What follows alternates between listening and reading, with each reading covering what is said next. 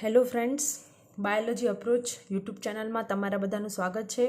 આપણે જે મેં લાસ્ટ વિડીયો બનાવ્યો હતો એમાં ચેપ્ટર 2 પૂરું થઈ ગયું હતું આખું, અને હવે ચેપ્ટર 3નો આ ફર્સ્ટ વિડીયો છે. તો ચલો સ્ટાર્ટ કરું છું. હવે આપણે માનવ પ્રજનન તંત્ર એટલે કે માનવમાં પ્રજનન ચેપ્ટર 3 ભણવા જઈ રહ્યા છીએ. તો દેખો, થોડું તો બધાને ઉપર છલો ખ્યાલ જ હોય છે કે મતલબ જે માનવ પ્રજનન તંત્રના જે અંગો છે એ ક્યાં સ્થાન પામેલા હોય છે, કે એમના વિશે થોડી બેઝિક માહિતી તો હોય છે. અહીંયા હું એવા વિડીયો બનાવીશ કે જેમાં એનસીઆરટીની લાઈન આવી જાય અથવા તો એવા વાક્યો આવે કે જે એમસીક્યુમાં પૂછાય છે. તો દેખો, બધું ડીપમાં નહીં હોય, ખાલી એનસીઆરટીના એ લાઈન કે જે વારે વારે એમસીક્યુમાં આવતા હોય અને એવી લાઈન કે જે વાંચવા બહાર નીકળી જતી હોય એવી લાઈન હું અહીંયા લઉં છું. તો દેખો, સ્ટાર્ટ કરીએ કે નર પ્રજનન તંત્ર. તો નર પ્રજનન તંત્રમાં કયા કયા ભાગો છે, એના પાર્ટ કયા કયા છે તો જોઈએ. તો કે શુક્રપિંડ, સહાય નલિકાઓ, સહાયક ગ્રંથિઓ અને બાહ્ય જનનેન્દ્રિયો. હવે શુક્રપિંડ તો એ કેટલા હોય છે, કેટલી સંખ્યામાં હોય છે? તો એક જોડ એટલે કે 2 શુક્રપિંડ હોય છે. સહાયક નલિકાઓ તો વૃષણજાળ, શુક્રવાહિકાઓ, અધિવૃષણ નલિકાઓ અને શુક્રવાહિની. હવે દેખો, આ શુક્રવાહિકાઓ, પછી અહીંયા અધિવૃષણ નલિકા, શુક્રવાહિની, અહીંયા વાહિની નલિકા એવો શબ્દ છે એટલે આપણને ખબર પડી જાય કે સહાયક નલિકાઓમાં આ તો 3 હશે જ. પણ અહીંયા વૃષણ જાળની પાછળ એવો કોઈ પ્રત્યય લાગતો નથી. તો આ વૃષણ જાળ ઘણીવાર પૂછાતું હોય છે કે આનો સમાવેશ સહાયક નલિકામાં થાય છે કે નહીં, તો ધ્યાન રાખજો કે થાય છે. હવે જોઈએ કે સહાયક ગ્રંથિઓ. એક જોડ શુક્રાશય, એક પ્રોસ્ટેટ ગ્રંથિ અને બલ્બોયુરેથ્રલ ગ્રંથિઓ, એટલે કે એક જોડ છે આ, એટલે કે 2 બલ્બોયુરેથ્રલ ગ્રંથિ હશે. એક જોડ શુક્રાશય એટલે 2 શુક્રાશય હશે અને એક પ્રોસ્ટેટ હશે. હવે જોઈએ કે બાહ્ય જનેન્દ્રિય. તો બાહ્ય જનેન્દ્રિય તરીકે નર પ્રજનન તંત્રમાં શિશ્નનો સમાવેશ થાય છે. તો હવે અહીંયા બુકની આકૃતિ જોઈ લઈએ.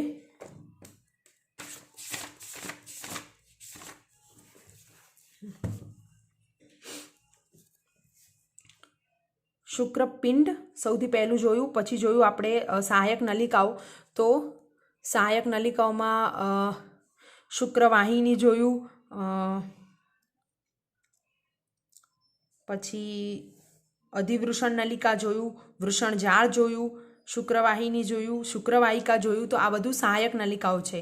અને હવે પછી બાહ્ય જનેન્દ્રિય તરીકે શિશ્ન અને પ્રોસ્ટેટ અને બલ્બોયુરેથ્રલ ગ્રંથિ એ સહાયક ગ્રંથિઓ છે. અને આ શુક્રાશય, પ્રોસ્ટેટ આ રહ્યું એક, પછી આ અહીંયા નાની નાની જે 2 દેખાય છે એ બલ્બોયુરેથ્રલ ગ્રંથિ છે, અને એના ઉપર આ જે 2 છે એક જોડ એ છે શુક્રાશય. હવે જોઈએ શુક્રપિંડ વિશે. શુક્રપિંડ, તો શુક્રપિંડ વિશે એનસીઆરટીમાં શું લખેલું છે? ઉદર ગુહાની બહાર કોથળી, એટલે કોથળીનું નામ છે વૃષણ કોથળીમાં આવેલ. વૃષણ કોથળી સામાન્ય શરીરના તાપમાન કરતાં 2 થી 2.5 સેલ્સિયસ જેટલું નીચું જાળવવામાં આવે છે. અને એટલા માટે નીચું જાળવવામાં આવે છે કે ત્યાં શુક્રકોષ જનન થઈ શકે. શુક્રકોષ જનનથી શુક્રકોષ બને છે અને જે આગળ ફલનમાં જાય છે. પછી શુક્રપિંડ એ સઘન આવરણ વડે આવૃત હોય છે. આ પણ એનસીઆરટીની લાઈન છે. આ બધી જ જે અહીંયા લાઈન છે એ એનસીઆરટીની છે, તો ખાસ યાદ રાખજો. સઘન આવરણ વડે આવૃત હોય છે. પછી શુક્રપિંડની લંબાઈ જે છે એ 4 થી 5 સેમી અને જે પહોળાઈ જે છે એ 2 થી 3 સેમી હોય છે. હવે આગળ જોઈએ કે આ જે છે એ શુક્રપિંડ જે બતાવ્યું ને એનો આડછેદ છે. આ શુક્રપિંડનો આડછેદ બતાવ્યો છે મેં અહીંયા. આ જે એક આ શુક્રપિંડ છે આ એનો આડછેદ બતાવ્યો છે.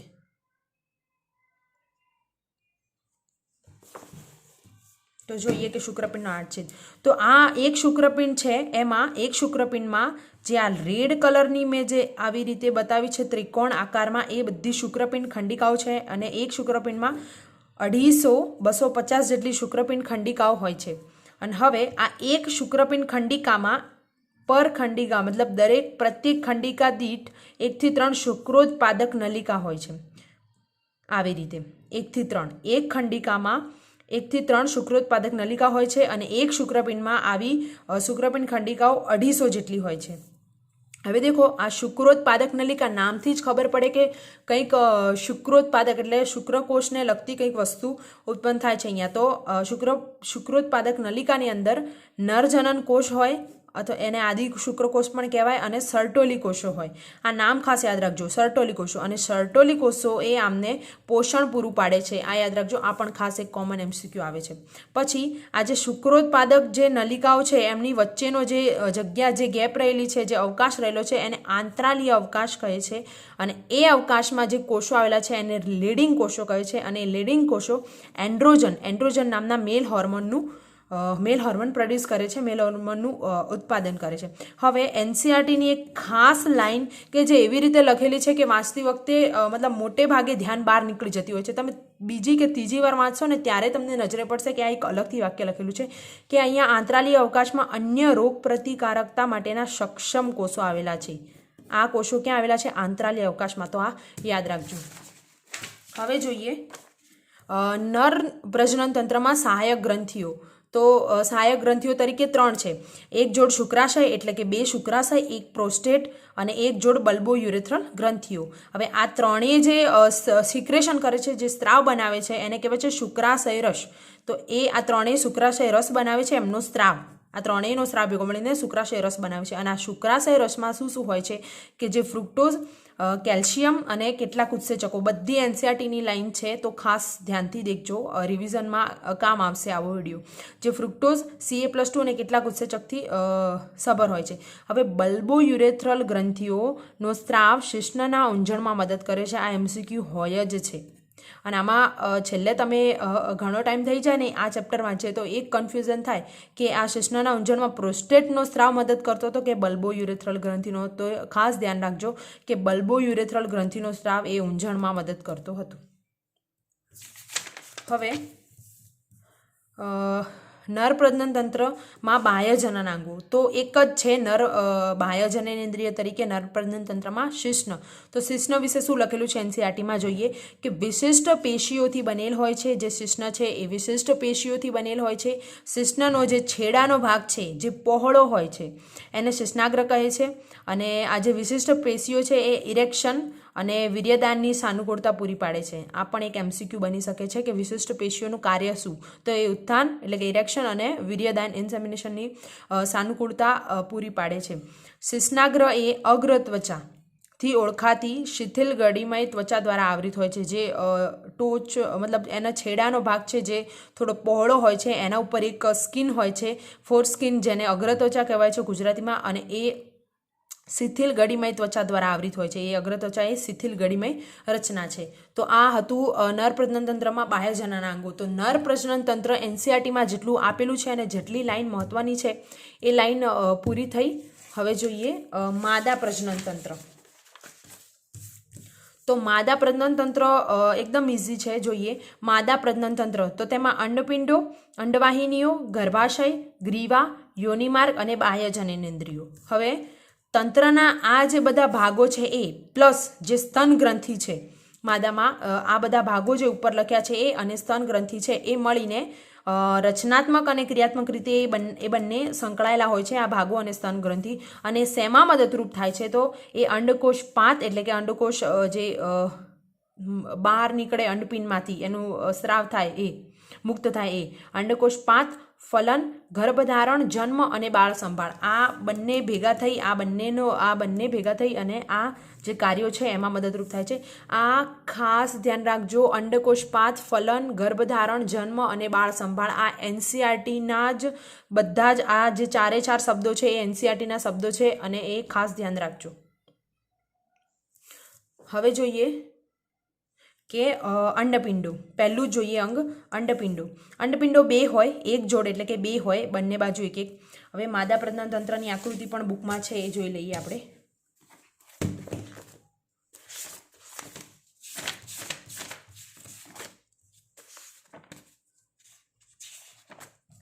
આ જે આકૃતિ છે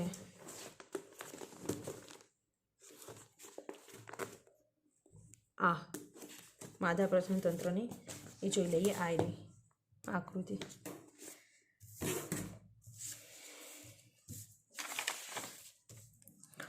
અંડપિંડો મુખ્ય માદા જાતીય અંગ છે અંડકોષ અને અંડપિંડીય અંતઃસ્ત્રાવો, એટલે કે જે અંડપિંડીય અંતઃસ્ત્રાવો છે એ સ્ટેરોઇડ પ્રકારના હોય છે, એ ઉત્પન્ન કરે છે કોણ? અંડપિંડ. આશરે 2 થી 4 સેમી લાંબુ હોય છે. નિતંબની દિવાલ તેમજ ગર્ભાશય સાથે અસ્થિબંધથી, આ અસ્થિબંધ છે, સ્નાયુબંધ નથી, વડે જોડાયેલો છે. નિતંબની દિવાલ અને ગર્ભાશય સાથે. કોણ? અંડપિંડો. દરેક અંડપિંડ પાતળા અધિચ્છદીય આવરણ વડે આવરિત હોય છે. આ બધી જ લાઈન એનસીઆરટીની છે, તો ખાસ ધ્યાન રાખજો. અંડપિંડી આધારક એ 2 વિસ્તાર બનાવે છે, પરિવર્તીય બાહ્યક પ્લસ અંદરનું મજ્જક. હવે આ જે છે એ મેં અંડપિંડ દોર્યું છે અને એની અંદરનો ભાગ છે જેને કહેવાય છે અંડપિંડીય આધારક.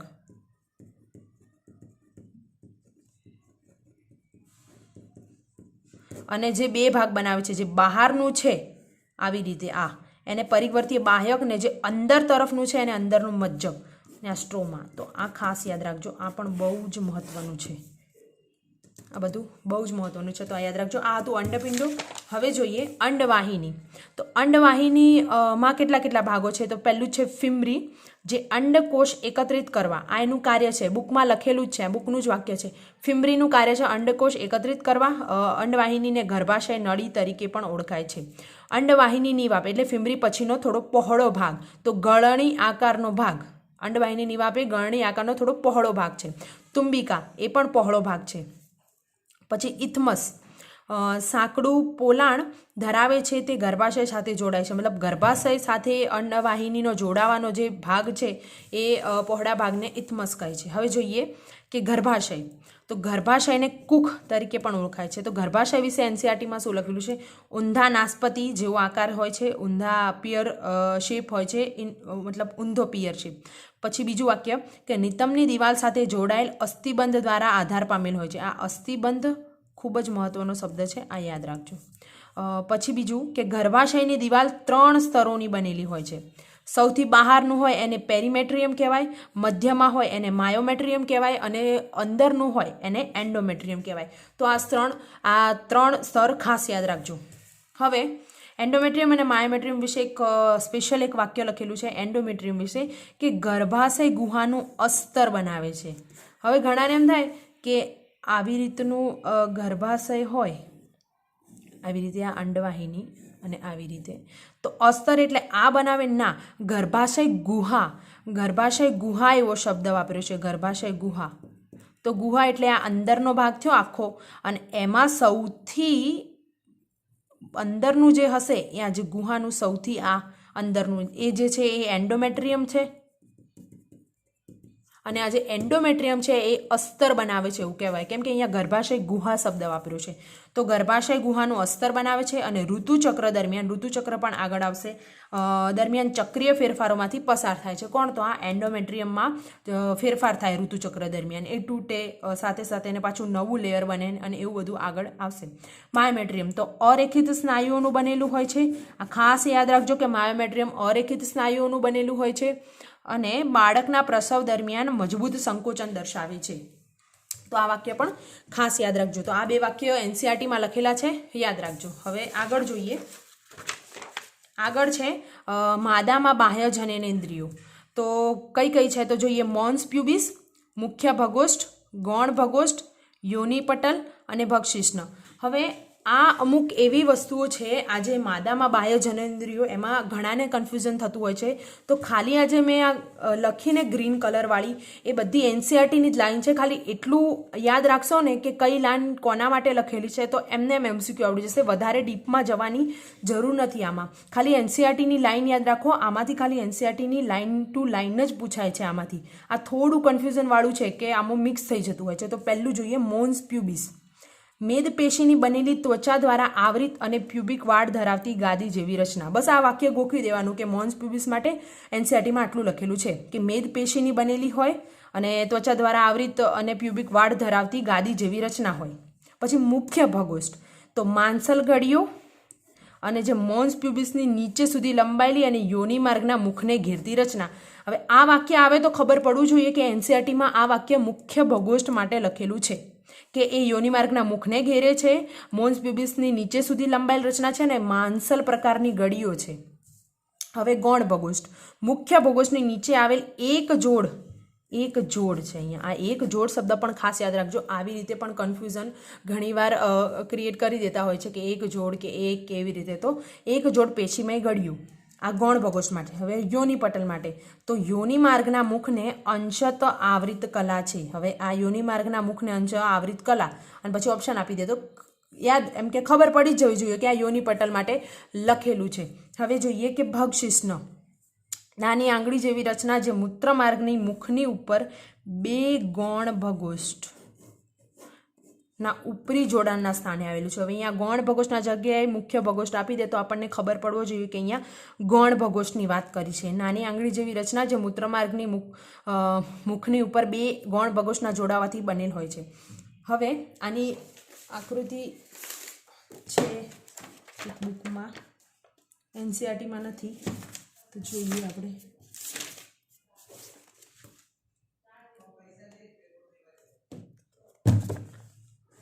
આ અહીંયા છે બધું લેબિયા મેજોરા, પછી લેબિયમ માઇનરમ અને મોન્સ પ્યુબિસ, અને આવી રીતે. તો આ છે, આ બધું આ રહ્યું, અને એના વિશે ખાસ કંઈ ડીપમાં જવાની જરૂર નથી. એનસીઆરટીની લાઈન યાદ રાખો તો એના એમસીક્યુ આવડી જશે. હવે યોનિ પટલ માટે એક વાક્ય લખેલું છે, યોનિ પટલ ઘણીવાર પ્રથમ મૈથુન કે સમાગમ દરમિયાન ફાટી જાય છે.